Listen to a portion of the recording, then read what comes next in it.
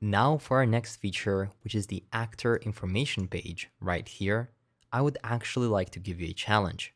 Try doing this one on your own.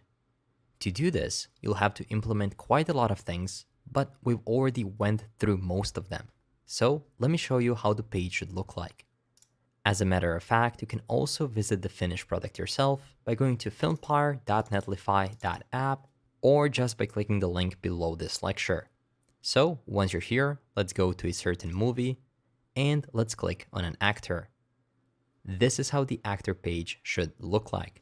It should have the actor's name right here, the birth date, the overview about the actor, a link that's going to lead to the IMDb page, a button to go back, of course, actor's image, and then finally, recommended movies. This page is similar to the movie information page. As you can see, it's just a bit different. So here are some of the steps that could help you reproduce this.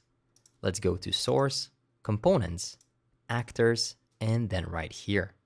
The first thing you'll have to do is actually use params from React Router DOM to get the ID of the actor you're on. So we have to get the special ID using useParams. So to get the actor's ID. Great. Use useParams to get the actor's ID. Once you get the ID, you'll have to make a new call using our Redux Toolkit query. So make a new call using Redux Toolkit query, and that's going to be get actor details call. Of course, for this, you'll have to research TMDB API docs.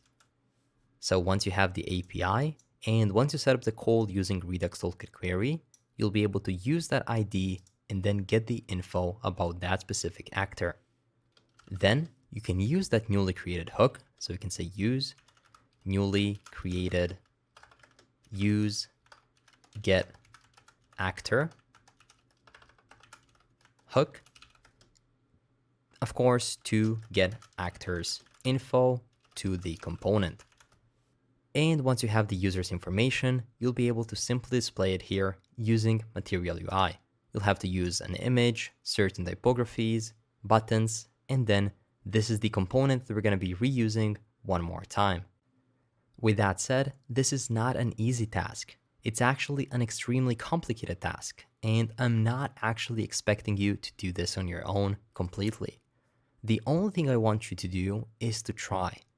Try to get your brain going by simply thinking about it. How could I do this? Try typing it out. Most likely, you're going to get stuck, but that's fine because at least you tried. And then in the next lecture, I'm going to show you how we can do it. That way, you'll start making connections that are going to last and stay longer in your brain. You're going to say, okay, I tried doing this that way, but that wasn't possible. Let me see how he did it, and that way, that's going to stick into your brain, and you'll be able to replicate it on all of your future applications. You can use the deployed site as the reference. Try it out. If it doesn't work, don't worry at all. We're going to do it together in the next lecture. See you then, and good luck.